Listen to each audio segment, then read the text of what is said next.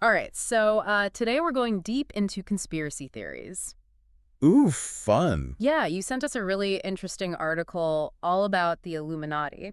Done. And it's clear that you're looking for more than just like a surface level explanation. Yeah. We're going to unpack the history and analyze the evidence What? and, most importantly, figure out why this idea is so fascinating to so many people. I think what's so interesting about the Illuminati theory is that it just thrives. Yeah. Even though there's really no credible evidence. Right. It really taps into this primal desire for explanations, Yeah. even if those explanations are rooted in fear and mistrust. It's like we're programmed to look for patterns, Absolutely. even when they don't exist. Yeah. Now, I know you already know the basics, so we're going to skip Illuminati 101. Okay. We're going to get right to the good stuff. That's good. Your article mentioned the use of symbols in pop culture. Right. And how some people will see a pyramid or an all-seeing eye, Right. and they instantly think Illuminati. Is it really that simple, though? Well, it's important to remember that symbols can have multiple meanings. Okay. Take the all-seeing eye, for example. Okay. It's a popular Illuminati symbol, but it actually has roots in Freemasonry and Enlightenment ideals, Oh, wow. which predate the modern Illuminati theory by centuries. Huh. It's like taking a symbol out of its original context Yeah. and using it to fit a pre-existing narrative. So just because we see it somewhere doesn't necessarily mean it's nefarious. Right. Or connected to a grand conspiracy, like Exactly. seeing the color red and assuming it always means danger. Exactly. Yeah. Yeah, and the same goes for those celebrity connections that you mentioned in your article. Oh, right. Just because a musician uses a certain hand gesture Yeah. or incorporates a pyramid into their stage design Right. doesn't automatically mean they're part of the Illuminati. Right. Artistic expression is often just misinterpreted. Through the lens of... The conspiracy theory. Yeah, speaking of misinterpretations, your article also delved into claims that the Illuminati orchestrate global events, like wars and financial crises. Okay. Some even point to the world wars Right. and the 2008 financial meltdown as evidence. Yeah. What's your take on that? Well, global events are incredibly complex. I would imagine. To suggest that just a single group, Right. no matter how powerful, Yeah. could be behind events of that magnitude is incredibly unlikely. Okay. It ignores countless factors, both known and unknown, Yeah. that contribute to major historical events. So it's more about seeking a simple explanation for Exactly. something complex, even if that explanation doesn't hold up to scrutiny. Exactly. It's about finding a scapegoat, a way to make sense of chaos by attributing it to some hidden hand Okay. controlling everything. Gotcha. This brings us to another point that you raised. Okay. The role of secret societies, Yeah. like the Bilderberg Group and Bohemian Grove. Right. While these gatherings are very secretive, there's a difference between being private Okay. and being part of a global conspiracy. Okay, so we've got misinterpreted symbols. Yeah. Questionable celebrity connections. Right. Secret societies. Uh-huh. That might just be groups of wealthy and powerful people networking. Yeah. What about the quote-unquote proof Okay. that people claim to see in media and entertainment? Right. Hidden messages in movies and TV shows Yeah. that supposedly predict future events. The predictive programming theory. Yeah.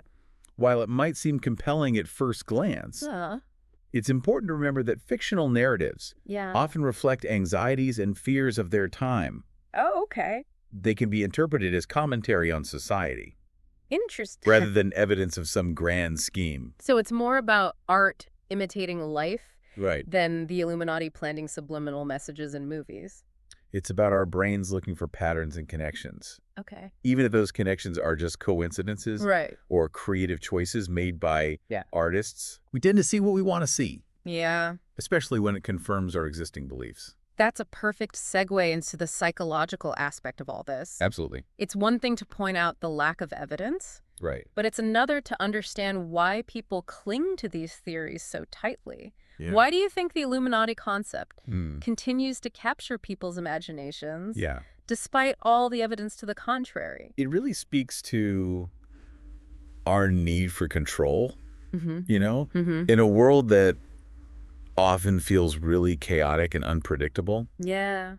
And the idea that someone, even if it's like a nefarious group, Right. is in charge, can be oddly comforting. Oh, It's like saying, yeah, okay, things are messed up, Huh. but at least someone's got a plan. Right, like someone's at the wheel. Exactly. It's like those disaster movies where everyone's panicking. Right. But then the calm, collected hero steps in, Right. takes charge. Exactly. And we crave that. Yeah, that sense of order. Even if it comes from like a shadowy, all-powerful organization. Exactly. And then there's also the allure of the unknown. Right. The idea of a secret society operating behind the scenes. Yeah. It's inherently fascinating. Mm-hmm. It taps into our desire for hidden knowledge, Uh-huh. that thrill of feeling like you're in the know, even if that quote-unquote knowledge is a little out there. You know, it's funny, your article actually mentioned a few specific examples of supposed Illuminati symbolism. Right. Do you remember the triangle symbol in that one music video? Yeah, and that's a great example Okay. of how easily these symbols can be misinterpreted. Right. The triangle actually has roots in ancient geometry and sacred architecture. Oh, wow. It's been used in various cultures for centuries, Mm. often representing things like strength or stability, which is a far cry from, Right. the Illuminati's supposed goals of world domination. It's amazing how a little bit of context can completely change our perception of something. But even when presented with facts, people will often cling to their beliefs. You mentioned confirmation bias earlier. Yeah. Can you explain how that plays into the Illuminati theory? Confirmation bias is that tendency that we all have to favor information that confirms our existing beliefs, Right. while downplaying or dismissing evidence that contradicts those beliefs. Okay. So if someone already believes in the Illuminati, they're more likely to interpret ambiguous symbols or events as proof, Interesting. even if there are more plausible explanations. So once you convince yourself of a certain truth, Yeah, you start seeing evidence of it everywhere. exactly. And social media only amplifies this effect. Right. Algorithms feed us content that aligns with our existing views, Oh, yeah. creating echo chambers where misinformation thrives. Wow. So it's easy to get caught in that cycle Uh-huh. and just become more and more convinced, even as it becomes more detached from reality. Exactly. So it's this perfect storm of psychological factors. Right. A need for order, fascination with the unknown, Uh-huh. a tendency to confirm our own biases, Yeah. all fueled by an online environment that makes it easier than ever to find information that supports our pre-existing beliefs. Exactly. No wonder these theories persist despite the lack of evidence. You hit the nail on the head. But it's easy to get swept up in these narratives. Right. It's important to remember that critical thinking is our best defense Absolutely. against misinformation. Yeah. What can we do? Right. How can we navigate this world of information overload, conspiracy theories? Well, for starters, we need to be mindful of our sources. Yeah. Who is presenting the information? Right. What are their motivations? Mhm. Are they relying on credible evidence or just speculation? It's like checking the ingredients list. Right. Before you buy a product, you want to know what you're consuming. But sometimes it feels like every piece of information comes with an agenda. Yeah. How do we know what to trust? That's where media literacy comes in. We need to be able to critically evaluate the information, right. separate fact from fiction, and recognize the hallmarks of misleading content. It's like being a detective. Yeah, We need to examine the evidence and not jump to conclusions. exactly. And be willing to change our minds Right. if the evidence doesn't support our beliefs. That's tough, but yeah. That's the hallmark of true critical thinking. You mentioned that the Illuminati theory taps into our anxieties about control. Right. But if the Illuminati isn't real, Yeah. what does that say about our desire for a guiding hand in this chaotic world? Yeah. Are we doomed to feel powerless? Yeah, it almost feels like a paradox. We crave control, Right. but the more we seek it, Yeah. the more elusive it becomes. Yeah. That's a great question. How do we reconcile that? It gets to the heart of why this theory is so compelling. Okay.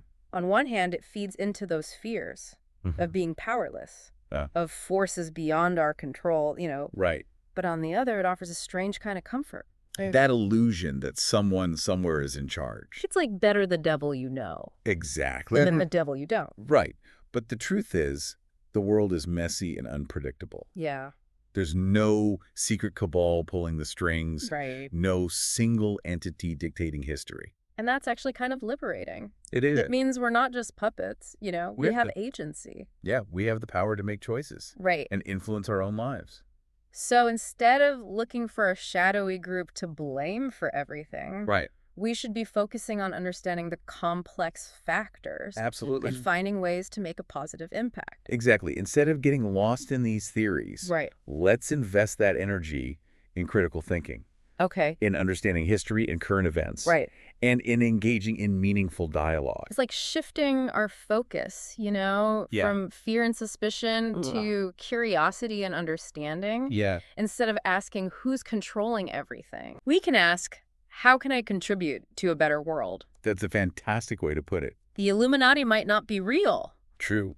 But the challenges we face are very real. They are. And instead of surrendering to paranoia, we can choose to embrace the power we have to make a difference. I like that. Well, this deep dive has been a journey. We've gone from symbols to psychological biases, Yeah. debunking theories to exploring anxieties about control. It's been quite the ride. And through it all, I think we've uncovered a valuable truth. What's that? The world might be complex, Yeah. but we don't have to be afraid of it. We don't. We can choose to engage with it thoughtfully and critically. With a sense of wonder. So to wrap things up, what's the takeaway for our listener? Keep asking questions. Okay. Challenge your assumptions. And don't be afraid to delve into the unknown. Right. But remember to approach everything with a healthy dose of skepticism. Especially information that confirms your existing beliefs. This deep dive has hopefully given you some new insights into this fascination with the Illuminati and the power of critical thinking. Absolutely. Remember, there's always more to discover. Always. More to learn, more to question. That's right. Thanks for joining us on this deep dive, and we see you next time.